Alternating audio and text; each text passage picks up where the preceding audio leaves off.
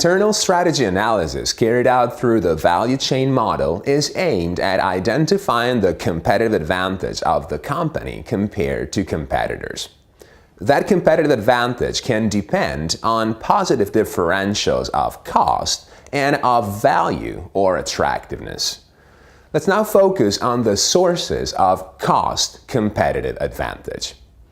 These sources will depend on the way the value chain is structured in terms of single activities, links among activities, and on the basis of the overall value system, also called level of vertical integration. If we consider the first level, that is, single activities, cost competitive advantage or disadvantage can depend on the way the company organizes and carries out specific primary or support activities. The analysis of single activities is carried out following a specific set of steps. The first step requires identifying significant activities in terms of high incidence on total cost, causes of cost, and opportunities for real improvement.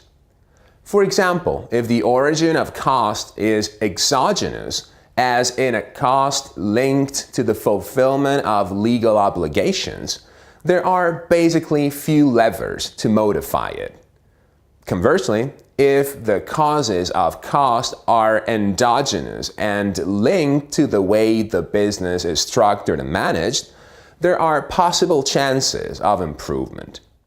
And finally, we also have to consider competitors' different behaviors in performing the given activity, since a comparative evaluation of competitors' choices in the activity can indeed help detecting new opportunities and sources of competitive differentials.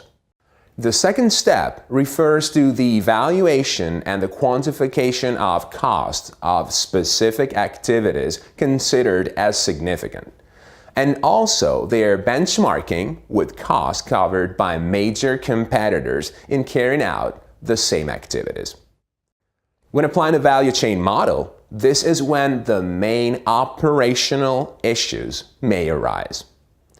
As we evaluate internal costs covered to perform the business activity, we can face problems linked to inconsistent or inaccurate internal accounting, or to the difficulty in assessing shared activities, like administration.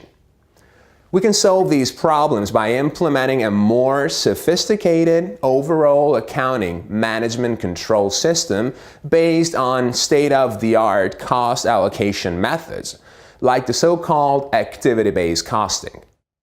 Nevertheless, improving and innovating internal accounting can be expensive in terms of time and money. Now, if simply collecting information within the company is complex, we may wonder how difficult it could be to collect detailed information on the cost covered by competitors. Information on competitors is nevertheless essential, given the mainly comparative nature of internal analysis, which is based on a comparison with competitors' cost and revenue in order to deduce the existence of positive or negative differentials. Managers carrying out an internal strategy analysis can rely on a set of primary and secondary sources which are complementary when trying to obtain information on competitors' costs. Among primary sources, we can mention the so-called knowledge spillover, which is a collection of information from direct sources by hiring competitors' employees. These human resources formerly employed by the competitors can describe methods and costs of the activities carried out in the companies they were working for. This data collection model entails a set of problems, like the protection of competitors' information, which could be covered by non-disclosure agreements or NDAs, signed by former employees, the cost of hiring competitors' employees who are probably expecting a wage higher than the one they earned before, and the chance that competitors might one day do the exact same thing to the company by hiring its own key employees. Another primary source for data collection is represented by the so-called benchmarking clubs, that is, association organized around a trusted third party which collects data and information on a specific market by contacting all the main players working in it in order to elaborate aggregated and comparative industry studies. These studies are then shared among the companies taking part in the research project. Data are often anonymous and represent a basis to carry out comparative analysis on competitors' costs and revenues.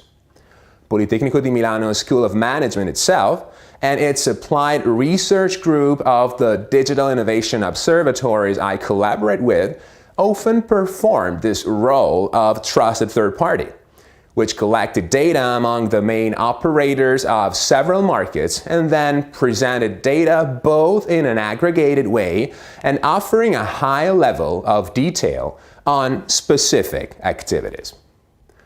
It is also possible to collect relevant information on competitors' costs and revenues by talking to their supply chain partners, that is, with their customers and suppliers. Secondary sources of information on competitors are represented by public documents like the financial statement, public tenders, or companies' profiles.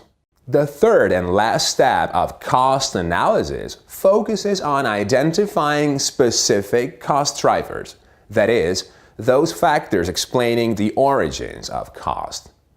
Every activity has a specific cost structure.